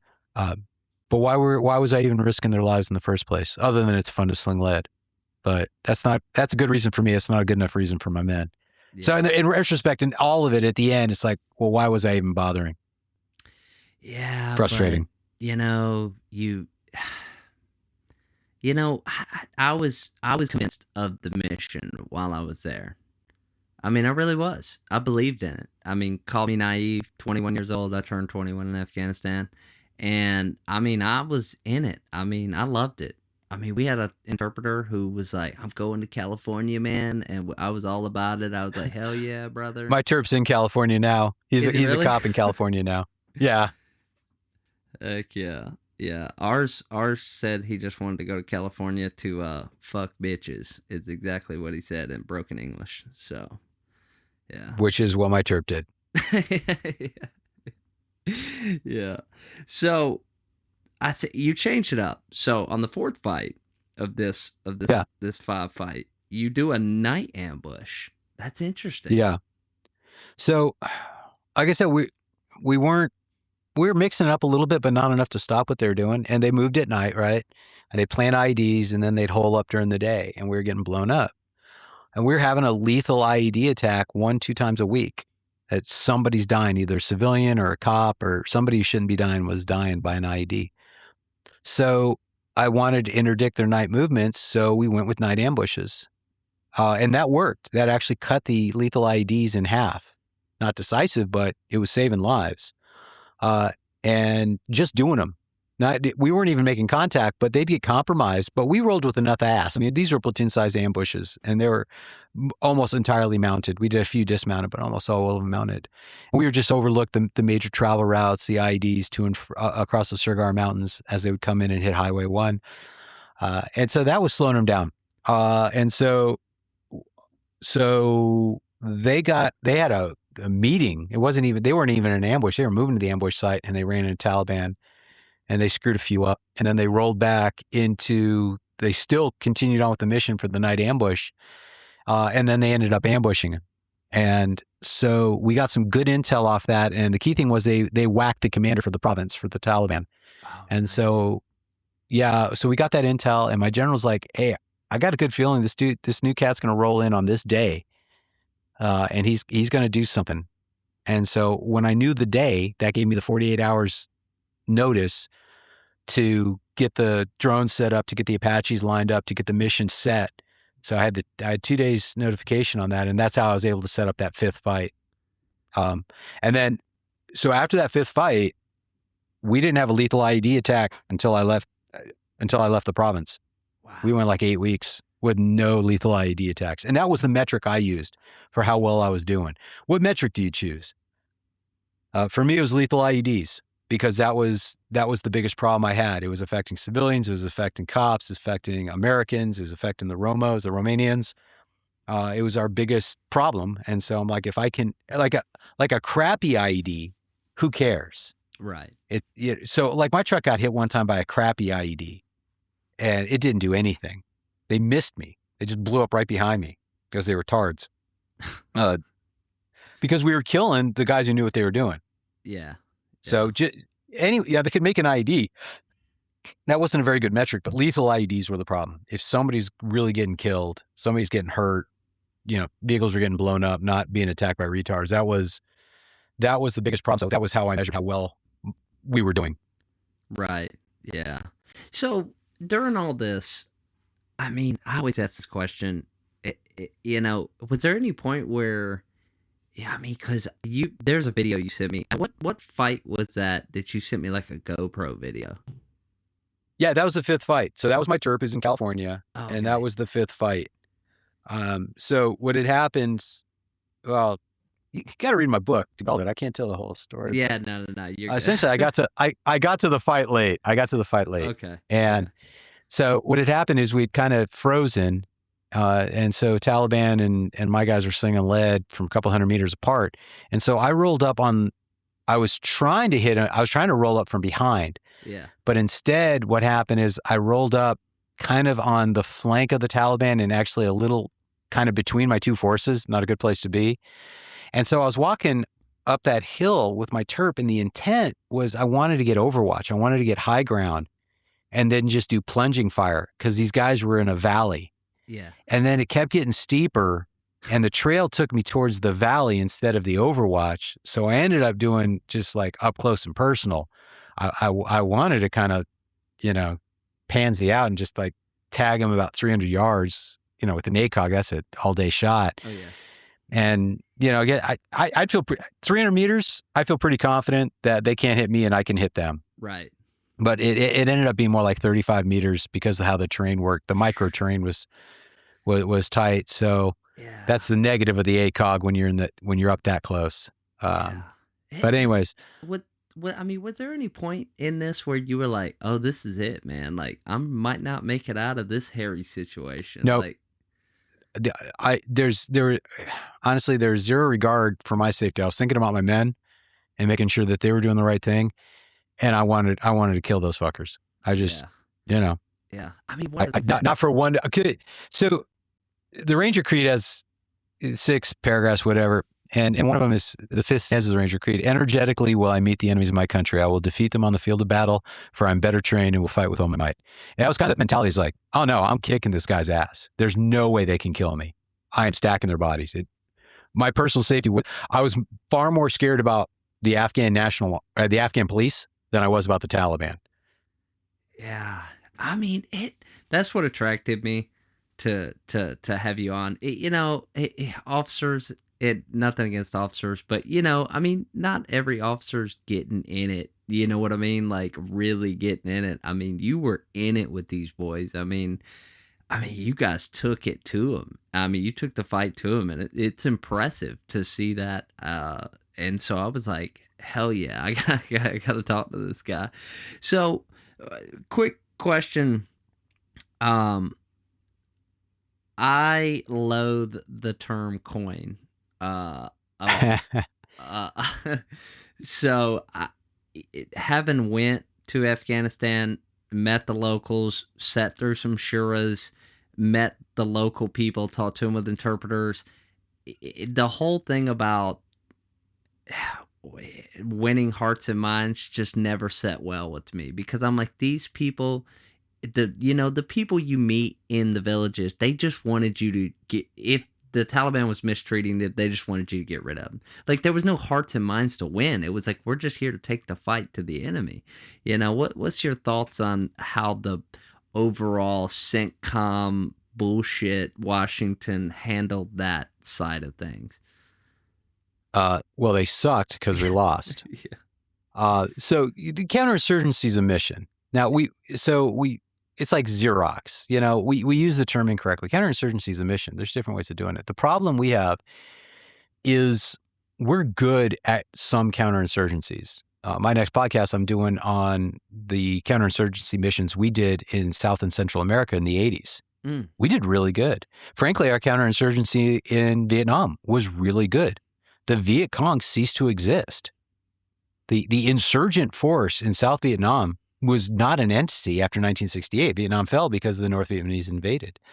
You can ask the American Indians how good we are at counterinsurgency. Yeah. So we're actually a pretty good counterinsurgent force. The challenge we run into is we have a risk-averse officer corps. We certainly don't have a creative officer corps. We have an intelligent, hardworking, we'll say professional officer corps. You may have heard the saying, professionals are predictable, but the world is full of amateurs. Sometimes you need amateurs, like Nasty Guard, who doesn't care, is willing to think outside the box. You can hate that term too. But so to your point, hearts and minds, what are we selling that's more important than God? Because we took all the strategies that we used when we were fighting communists. And let me tell you something, communism is an easy ideology to counter intellectually because it's based in greed. And now we can look at okay, so all these countries have tried communism. They all suck. So why are you fighting for them? And it's a selfish, greedy, envious, failed ideology. Defeating a communist insurgency through the hearts and minds, that's actually kind of easy. Malaysia, whatever, so, and our entire strategy was built around some clown named Galula, who did a book on counterinsurgency. He was a French officer. He's a French nobody officer in Algeria during the Algerian insurrection, civil war, whatever you want to call it, another podcast that I've done. And so Galula wrote a book. It's super simplistic. I literally read it in middle school. And it's the Idiot's Guide to Counterinsurgency. Everything like learning to eat soup with a knife, the whole counterinsurgency manual that, was it McChrystal? I don't know. I think it was McChrystal. Anyways. Yeah, whoever, whatever. It was literally middle school level, the Idiot's Guide to Counterinsurgency, hearts and minds, clear hold build. And it's like, you can't take a strategy designed for a counterinsurgency in the sense, a communist insurgency, and just cut and paste that. And just say, well, this is what we did against communism. Well, it doesn't matter. You're not fighting communism. You're fighting Muslims. And you'll note that Galula in Algeria lost. He lost the freaking war. So why are we listening to this four-eyed clown? Apparently he was a pogue too. But everyone read him because Algeria was a counterinsurgency campaign, and he wrote in English. So that was his big advantage. He didn't write in French. So, anyways, Islam is a strong motivator. God is a strong motivator. So what are the heathen Americans with their girls in uniform and their gay pride parades? What are we selling to a very, very Muslim country that's going to make them abandon Islam for what we're selling? Yeah. Yeah, man, we were screwed from the get-go. Yeah. I mean, yeah, that's the thing is, okay, so question. Okay, I've always wanted to ask this question, and you're super intelligent, so maybe you can give me this answer. What differentiates? So the Duran line, right? Drew down Pakistan, between Pakistan and Afghanistan. It was technically India at the time. Okay, but what separates why Pakistan is more of a first world nation than Afghanistan? And then also, what about the Gulf states? Because they're pretty first world for the most part. So to answer your question, because the British Empire was in control of Pakistan, British Empire was not in control of Afghanistan. So the British Empire introduced, and by the way, your average Pashtun in Pakistan isn't doing that much better than your average Pashtun in Afghanistan, in Pakistan, Afghanistan. They basically live the same. They're not doing that well. But they inherited the British system of government that the British East India Company did. The British went into Afghanistan, but they never ruled it as a colony like they did India. So that's the only reason. And you can argue like the Indus River Valley, gives them a little more agriculture. But the fact of the matter is they've eaten the seed corn of what the British Empire gave them. As far as the Gulf states, because they got money. Yeah. Like they have effectively unlimited wealth. If I had a country of 2 million people and I'm bringing in trillions of dollars of oil every year, yeah, I'd be watch me. Yeah. Oh, I'd be rocking. Yeah. Well, I will say the one thing that I did find fascinating for those of you who kind of maybe are still a little confused is when I went to Kuwait, I changed my job, went to the wing, started working on helicopters, and I deployed to Kuwait. And we drove to the international airport from Al Jaber Air Base in Kuwait. And I remember looking at people that were just like literally dirt poor living in the desert in Kuwait. And I'm like, isn't Kuwait one of the like richest countries in the world? And it's like you still have these what look like Afghan villages out there. It was insane to me. Yeah. If they're not part of the Kuwaiti family, which, I mean, Kuwait is really just one big ruling family. Yeah. Yeah. So even there, you're an Eastern European country still has a higher overall GDP per capita. I did want to ask you about is you have this podcast you do. It's called War 102? Yeah. Okay. Or is it called Starting War 102? No, it's War 102. Okay. So what do you do with that? I mean, I know you do episodes on your own, but what do you talk about on that? I know you say you do warfare doctrine, so that sounds exciting. Well, so I'm part of the Tennessee State Guard, which is like the local militia, and I was the G3. I kind of still am, sort of. Anyways, and a lot of these guys have no prior service. So every drill we do one day a month out of Nashville, and every drill they were just asking me questions like they don't know anything. So I had to teach them like everything, and I'm like, I should just do a podcast. And so I kind of teach what I think any field grade officer in the Army should be pretty familiar with.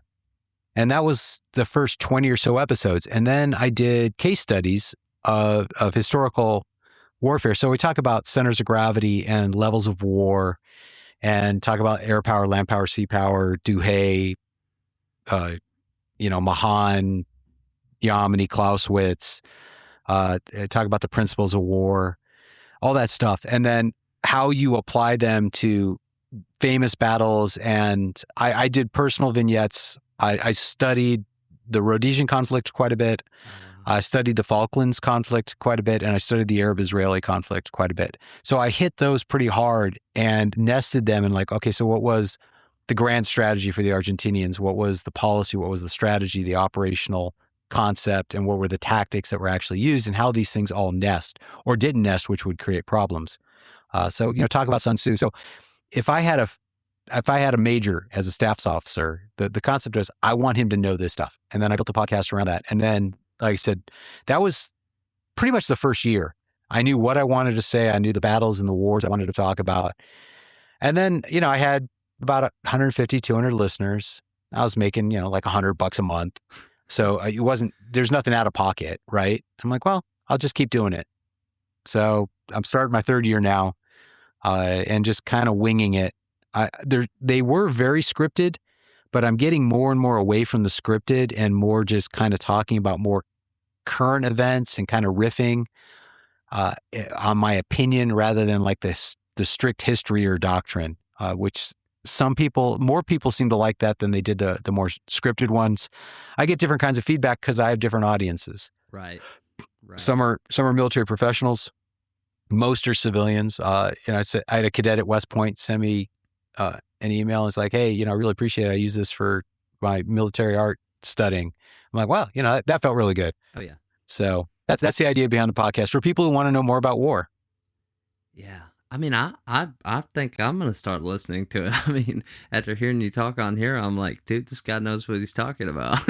Well, my question is with all that war doctrine stuff, as just a crayon eating enlisted guy, I remember officers talking about doctrine this and doctrine that. Is if you can explain to the other crayon eaters listening on this, is historical doctrine really that important in current warfare? Like, how much of an advantage does it give you to have an officer go, I've seen this before in 1875 when blah blah blah blah blah attacked this dude, this is that exact scenario? Is it like that, or is it more just like the ideas of how war needs to be fought? Yeah. I mean, if you know what I'm saying. Sure. So I think history is the most important teacher.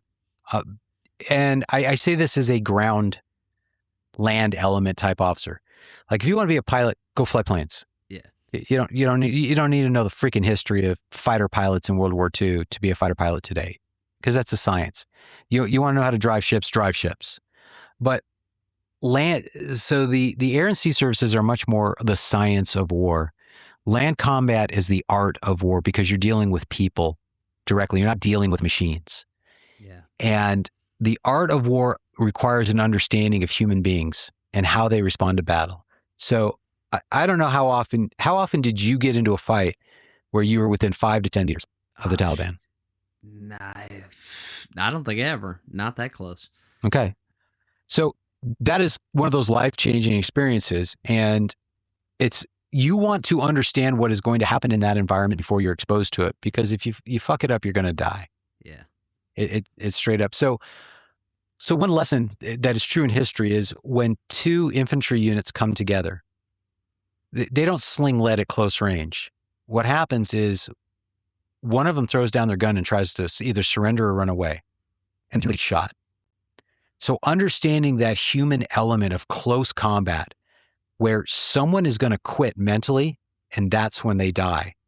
The vast majority of casualties in combat, modern combat, you look like the highway of death during Desert Storm or whatever, or ancient combat all the way back to Xenophon and his Antipasis, the expedition of Cyrus or Alexander the Great, whatever combat you want to. The bodies get stacked when the enemy is stopped fighting and is running for his life. And then you have to have the superior mobility to cut him down. You looked at Saving Private Ryan, movie I do not like.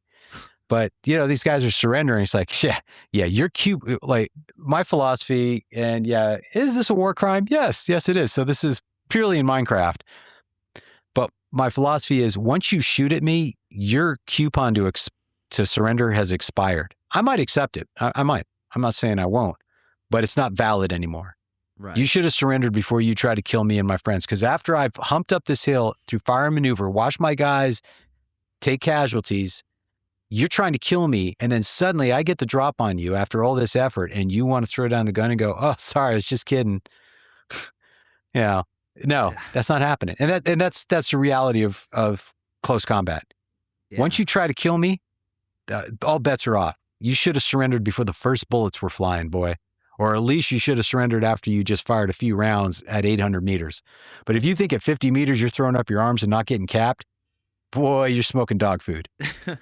So that's a historical thing. That's true whether you're shooting with M4s or you've got a spear or a sword or a rock, a club. This is prehistoric. This is a reality of close combat. Somebody quits and he gets bopped over the head by a club or a bayonet, or he gets double tap on M4 or whatever it is. So there's that. And then there's understanding the psychological concepts of the commander and the unknown, and understanding the fog of war, and you're having doubts, and there are parallels to different battles. So my book and the article that I wrote, that was a combination. Now, I didn't know about the Rhodesian Fire Force. I wish I had. We should have been taught that, but we weren't. It's a fantastic counterinsurgency tactic. We should have been doing fire forces throughout Afghanistan. We could have done it with 1/10 the footprint and would have had 100 times better results. Now, it wouldn't have changed the whole Hearts and Minds fiasco, but it's just a better tactic. But we mentally don't think like that. We don't know our history. But if I had not read Bear Went Over the Mountain by Les Grau, I wouldn't have had the Brunegruppe concept of how which is kind of a Russian-style fire force. And then the mental flexibility to take what happened historically, and then instead of using dismounted scouts or a surveillance team like a LURS team, using a drone as a substitute. Right. And then understanding the principles, find, fix, and destroy. That's all I did. I just had to use different tools to do it. So understanding the basics of warfare, the principles of warfare, mass, offensive, maneuver, unity of command, surprise, economy of force, that stuff. Knowing the principles of war, knowing how tactics need to nest with the operational concepts and how those need to nest into the strategy, where you fit into the strategy. Knowing the ethos, the Ranger Creed. You got to know all these things. There's a lot to know. And then you have to apply them creatively, especially in ground combat. because you're dealing with people, you're not dealing with machines. It is the art of war. I'm not very good at developing artists of war. We're good at developing scientists. So we're really good. Air and sea, that's fun. We do relatively well. I'd say Navy's failing right now in the Persian Gulf. For what we spend on our Navy, we shouldn't. Iran should not have the capability to shut down Straits of Hormuz if our Navy was competent. I think it's an indictment on the Navy, but that's definitely a digression. But when you're dealing in combat, you can't know enough. You never know when that little historical tidbit, whatever battle or whatever war, is going to plink into your head at just the right time that you can apply it and keep your guys alive and then kill the enemy. Wow. I have never heard such a, I'm sold. If I was still in the military, I would be stacking books right now. No one's ever explained it like that, and then you see these guys at war college, so to speak, and, they're like, oh, well, we're looking at this and we're writing this paper on this. And you're just like, why, and that's a hell of an explanation. And I appreciate it. So you actually rolled right into one of my last questions was Iran, man. We're back in the Middle East again. And I just see so many blunders. It's funny how many GWAT guys are like, this is not going to end well. Some thoughts on that? Well, okay, so one of the key things, and I've done a number of episodes in Iran, because having studied the Arab-Israeli conflicts, and I did a full article on the Iranian Revolution, or episode on the Iranian Revolution. I did a full episode on the Iran-Iraq War, which, man, that could be its own podcast.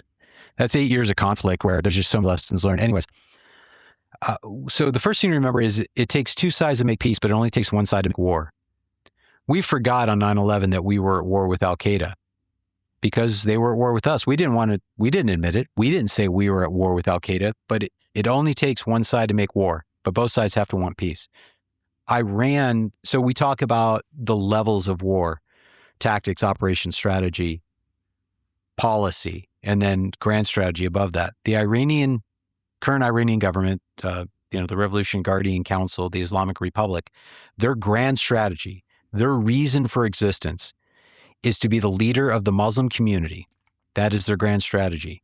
Their policy to enact that is to defeat the United States, to destroy the United States, the great Satan. That's why they chant death to America.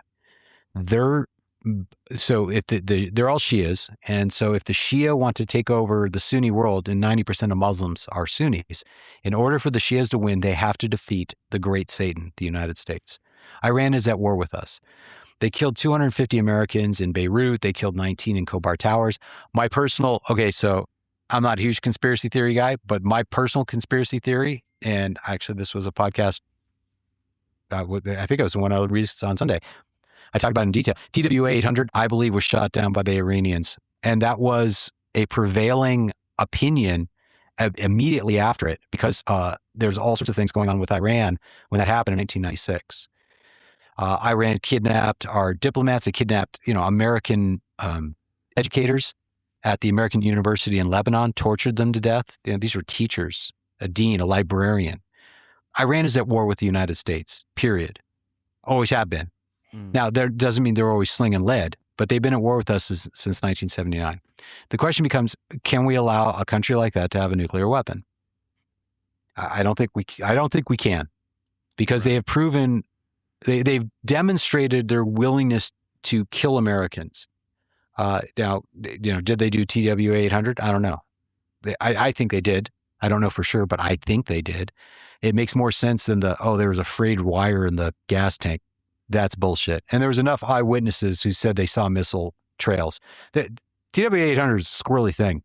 Yeah. And it was an election year. That's important to remember. In 1996, Bill Clinton was not doing well for his reelection. And if he were to admit in the summer of 1996 that Iran had destroyed had shot down an American airliner, that would have put huge pressure on him in an election year to do something. And he didn't want to do it. And we were occupied in Bosnia. So anyways, Iran's at war with us. That's reality. Now, what is the best way to deal with that reality? That's a good question. I think we're doing the best of a mediocre situation, this is where I'll fault Trump. And this goes back to the earlier discussion about Islam. One of his many faults is he's not a man of deep faith. I think he believes in God, but I don't think he goes much beyond that. He does not understand religious conviction. He does not understand what motivates the IRGC and the Ayatollahs. He doesn't get it. He's not that kind of guy. So when Israel was taking it to him last June, a year ago, Trump gets in, bombs him one day with the B-2s. That's cool. And then demands a ceasefire. And I guarantee Netanyahu said, look, you can do a ceasefire. They're never going to make meaningful peace. And Trump's like, I make deals. I can make peace with anyone. It just can't reach some people. And you remember the Batman, some men just want to see the world burn. Oh, yeah. The IRGC just wants to see the world burn. There's no deal. There's no negotiation. If Trump had just continued the campaign last June, we'd be in a different situation. But we gave Iran 8 more months to refit, rearm, and it reset his clock. And now he's under pressure with the midterms. And the Iranians are never going to make a deal. They'll always find an excuse to break the ceasefire. That's why Hezbollah keeps attacking Israel. It's just their excuse to go, well, there's no ceasefire, because they know that the war is hurting Trump's reelection efforts. Right. The Democrats are making hay out of it. So it's a complicated problem. I applaud him for addressing it as such. I think he's foolish to think there's a deal to be made, but there's also no indigenous, counter to the IRGC. After 40 some odd years, they've consolidated power. Right. So there's no source of an internal insurgency. And so unlike Libya and Syria, where we were or Kosovo, there was an indigenous on the ground insurgency that we could support to overthrow the government. That doesn't exist in Iran. And so it puts us in a bad place. So I think the economics is working. The Navy has failed us because we should be able to shut down the strait to them, and we should be able to keep it open for everyone else. We can't. So the only thing really hurting Trump right now is economics. Right. No one really gives a crap. As long as U.S. soldiers aren't dying, no one cares. Even there, if it was a Democrat in office, no one would care then. That's reality. So right now, it's just economics. If the oil was flowing, this would be a non-issue. The American people would not even know it's going on. So that's kind of my take on Iran. I mean, the only thing that got me a while back was, I'm almost in the same boat as you. I mean, politics aside, I felt like we did okay. The only issue is there was that talk a couple months ago about putting people on Karg Island, and I was like, that would be a blunder of epic proportion if we tried. I don't think so. I don't think so. And I'll tell you why. So how far off the coast is Karg Island? I looked at a satellite image and I didn't check distance, but I'm like, it looked within missile range. So it's about 10 miles. Okay. So, but guess what's else in missile range? Kuwait, UAE, Qatar. That's why they're bombing U.S. forces there. So that capability to bomb U.S. forces in the Persian Gulf already exists. Right. Look, a MEU could take down Karg Island and seize it. Not a problem. Tactically and operationally and strategically, it's not a challenge. Politically, it's a non-starter. And really, it's unnecessary. So let's say we take over Karg Island. Then what? So they can't export. Well, they can't export now. Right. No one can. So it wouldn't provide any additional leverage for the Iranian government because they're not getting their oil out otherwise. So I think the naval blockade is the smart operational concept to execute an economic strangulation strategy. Where we're failing is the Navy can't do freedom of navigation for other ships, which is their job. This is why we give them billions of dollars and they get to build stupid ships. Come on. Time to earn your pay, boys. Yeah. So, like I said, from an American perspective, and look, I generally fall on the pro-Israel side. If you listen to my podcast, like I said, I've been studying since I was in high school. I guess I know the history particularly well, so better than most. That Iran really, right? Iran doesn't hate us because we support Israel. Iran hates us because we're the United States, because we are counter to what a fundamentalist Islamic government wants. And listen, I don't mean to. Don't get me wrong. I'm not being traitorous here, but after you've been on a few college campuses in the United States, I don't support Iran, but maybe I see their position a little bit more. Yeah, yeah. I mean, it's. I talked about this on the last podcast. Is I was like, America has not always been. We may have not been the complete bad guy, but we've also not always been the good guy, And I think sometimes for Americans, that's a hard pill to swallow, but it's like, it's true. I wouldn't say we've always been we haven't always been the good guy. I say we're pretty incompetent in how we go about it. Well, that's probably a smarter way to put it. Well, so let's give me a good example of when the United States was not the good guy, when we were malevolent. All right. So, and this isn't like military operations, but if you look at, okay, so I'll give two examples, and pardon me for not being super versed on exactly what I'm talking about, but, okay, let's go with, first of all, the CIA's color revolutions in South America. They didn't always work out. And a lot of times, and I can't give a particular country, but at least one or two of them, I feel like the country, if you look at some of the statistics, it was worse. And I think that was we didn't want Russia communism to interfere with it. We do a color revolution and the country doesn't end up any better than, we actually screwed it up more. And then Libya's Libya, no doubt. Look, you had me at hello in Libya. That was an absolute disaster. Yeah. No, I completely agree with Libya. That was a stupid, malevolent, retarded act. Yeah, agreed. You got me there. But I'll say in defense of the South American campaigns, and actually that's my next podcast. I've been writing the script on that one. A great book by Galula called The Guerrillas that's worth reading is you're arguing from a counterfactual in such as we made it worse. Well, we don't know what we made it because we stopped communism from taking root. So what were the what are the communist nations out there? Is any Central American government doing worse than Cuba for its people? Not right now. Well, so at the end of the day, yes, we are fighting communism. Communism does not do well for its people. Look at Venezuela. So one of the fascinating things about reading Lartigue, I meant Lartigue, Jean Lartigue, another froggy French dude. Anyways, he wrote The Centurions, fantastic book. He also wrote The Praetorians, which is the follow-up to Centurions, not nearly as good a book. He did Gates of Israel, really good book. That was nonfiction. So Praetorians and Centurions were fiction. The Guerrillas and Gates of Israel were nonfiction. And he's definitely pro-commie, don't get me wrong. But it's a good book. So Venezuela was by far the richest country in South America. It wasn't even close. Right. At one point had a higher GDP per capita than the United States. And then communists took over. Yeah. And now they had they still had the oil, but then now they suddenly had the lowest GDP per capita in South America. They went from having the highest in the Americas across the board to the lowest. So anytime you can defeat communism, that's not just good for the United States. That's good for the people who live in that country. Look at communist nations. North Vietnam.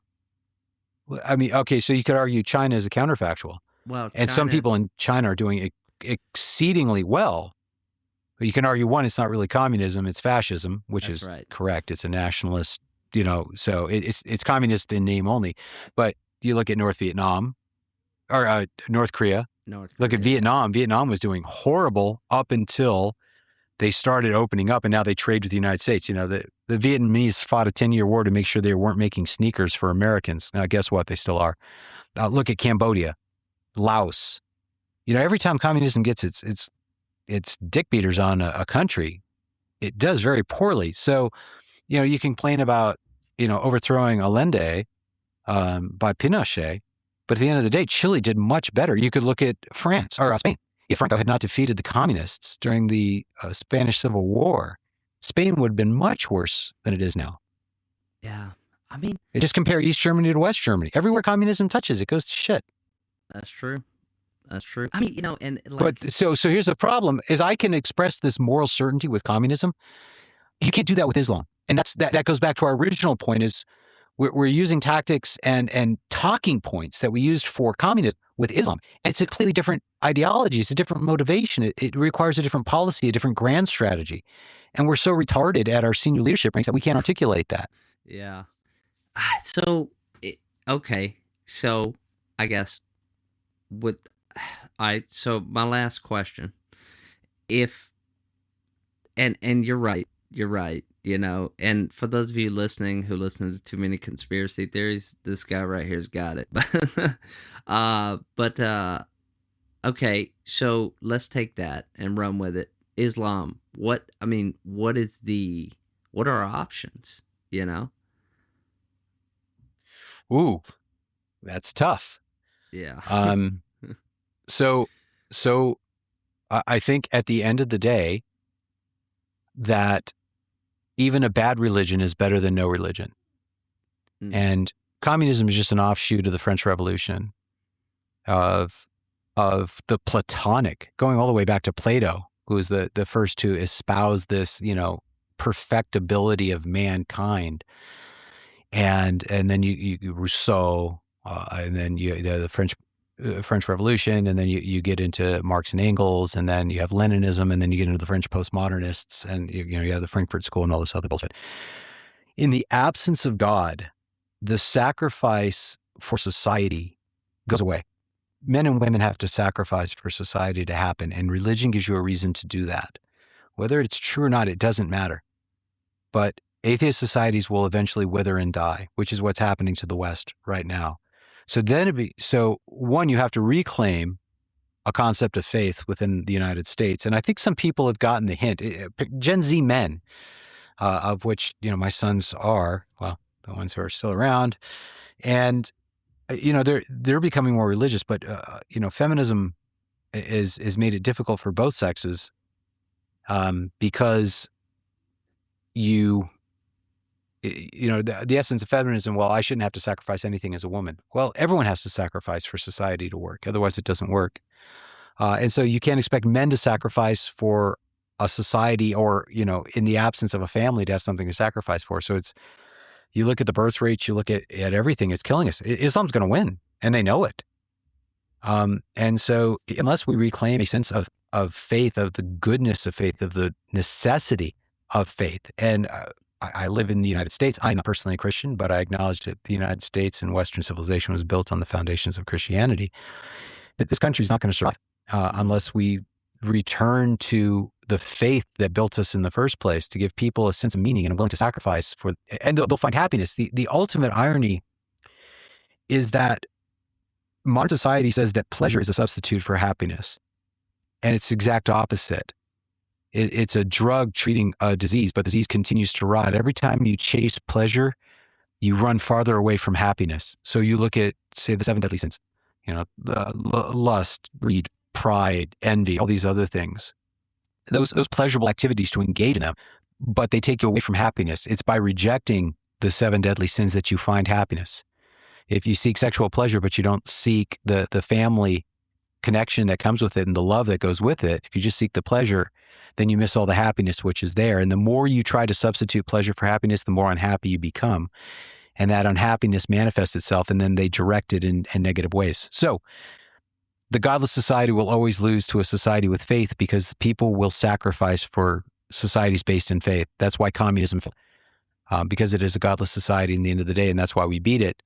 And if we don't reclaim our belief in a higher power, we will fall to Islam or whatever religion comes into its place. There's a lot of negative aspects to Islam that make it counterproductive to Western civilization, which is why fundamental Islam cannot coexist with Western civilization, in my opinion. Two reasons. One, it denies the inherent sanctity of life and its predestination. Inshallah, right. You have free will in the Judeo-Christian tradition. You do not have free will in the Islamic tradition. Everything you do is because Allah. And you can't build a modern functioning society off of inshallah, where everything that goes wrong is, well, it's not my fault, it's Allah's fault. So I just, and then the inherent sanctity of all life, Islam rejects that. And I don't think that you can build a strong functioning modern society with that. But so there's your big thing. How's that? Wow. You know, and to be honest, I don't. You know, I didn't know where you were going with that, but I I actually think you're not wrong, because if you so you know, circling back to hit a few points, you're right. China's communist, but they're not communist because they accepted capitalism. So they're basically, just like you said, communist by name only, and basically police communists. And then uh but then you look at the Gulf states, and it's like, but the main driver of the government of the Gulf states is not Islam. It's their kings. You know, it's the family. And so you look at the countries that, like you said, that everything is inshallah. And I don't know about you, but I watched many A&A guys fire their rifle, and I'm like, why aren't you aiming? And they're like, inshallah, my man. And I'm like, what the fuck, dude? So you're not wrong. And you know, and myself, being, I grew up in church, and you know, but I still believe in a higher power, and man, I can't disagree with any of that. Yeah, I don't know what to say. I look, I spent a lot of time thinking about this as a father, as a soldier. You know, why am I fighting? What are the long-term? Why am I sacrificing my life, or theoretically willing to sacrifice my life for a nebulous concept of country, the nation state? What does that mean? You know, that's I mean, why? yeah, I mean, And right. in the absence of God, there's no reason to do anything, to be quite honest. It all just falls apart. Once you peel back, you're just on this narcissistic, decadent descent into hedonistic activities. Yeah, One, it's not going to make you happy, not real happiness. And two, it's the downfall of a civilization. yeah, But why shouldn't you in the absence of God? What does it matter in the end? We're all just going to be living on a dead rock after the sun burns out. yeah. I mean, you know, even you know, I mean, there's a whole rabbit hole. We could do a whole podcast on just that talking. You know, Rogan. I listen to him sometimes, and you know, he makes a great point and talk about, if we have UBI, universal basic income, where everyone, like, AI makes the country rich and nobody has to work anymore. He's like, you know, people identify with their religion and their job. Like, you know, Joe is a good dude because he's a good mechanic. You take away his job and tell Joe he doesn't have to work anymore because robots work on cars. Well, then he goes home, he sits on the couch, and he doesn't know what to do. He doesn't know what to live for anymore, because that's his identity. And So he's going to drink, watch porn, whatever, and just, is he going to be happy doing that? Of course he's not. yeah, That's not going to bring happiness. you're right. Yeah. And religion is a source, it's a driver of a moral identity, a moral code. I mean, it's ingrained in society, right? I mean, our laws, you look at it based off Judeo-Christian values, right? I mean, yeah, man, that's a hell of an answer, man. Wow, I like that. That's what I'm here for, bro. Yeah, yeah, no kidding. Well, so we're gonna wrap it up. So for those of you who want to hear more of, I mean, insanely intelligent conversations about war or other stuff, his podcast is War 102. Do you have any other social media things you want to drop? No, not really. I got banned off pretty much everything. And Shit. Facebook is cancer. I got banned off X. So yeah, no, I'm good. Yeah. War 102 is good. And hey, man, I really appreciate your time. This is great. I had a lot of fun talking with you. Would like to talk more about what you did, so I can learn more about the Marines. Oh. My daughter's fixing to be one. Shoot, man. You know, there's many stories, and mine isn't the greatest, but you know, if you know, but yeah, man, I mean, thanks. I mean, you know, I did not expect this to be such an intellectual conversation. I got to say, I'm pleasantly surprised, and I really appreciate it. I think you did a hell of a thing. I mean, you finally got out there to Afghanistan, and I mean, you took it to the enemy, and you didn't just take it to the enemy and not learn anything. You took it to the enemy, and you know, you learned, and you adapted, and you overcame, and those are things that the Marine Corps holds dear. And I think all listeners will agree that you did a hell of a job out there, and you're still doing it by giving back to the community, and talking about what you know, and what can make us better. And I appreciate that, man. Thanks a lot. good talking with you. I'd love to come back anytime. All right. Well, thanks. For the listeners, I'll see you guys next week. And I appreciate it. I got the cash in the bag, stadium packed. Born a rock star in this life, gonna live it up on the attack. Baby, I'm bad. I just wanna get caught up in this life. I'm crazy, I'm mad. Doing no cap. Only God wants you, better go live it up. Cash in the bag, stadium packed. Baby, I'm bad. Yeah. Baby, I'm bad. I just wanna stay bad, stay mad. Chip on my shoulder cause they treat me like an outcast. I ain't gonna take that, stay back. I'll be swinging hard till the hits come in all caps. I ain't gonna lay back, pray that someone's gonna help me. Ain't nobody like that. I ain't gonna wait, that's all fact. Give me one shot and I'll never get the throne back. I'm sick of being cautious. I'ma go cause something, can't stop this. I'ma steal everybody's lane, call it shoplift. Sick of hearing everyone complain when they thoughtless. Taste the pain, it's like candy canes. It makes me go change into a better frame, into a better name. Society's insane, we all live for fame, yeah. Cash in the bag, stadium packed. Born a rock star in this life, gonna live it up on the attack. Baby, I'm bad, I just wanna get caught up in this life. I'm crazy, I'm mad, do it no cap. Only God wants you, better go live it up. Cash in the bag, stadium packed. Baby, I'm bad, baby, I'm bad. I got the cash in the bag, stadium packed. Born a rock star in this life, gonna live it up.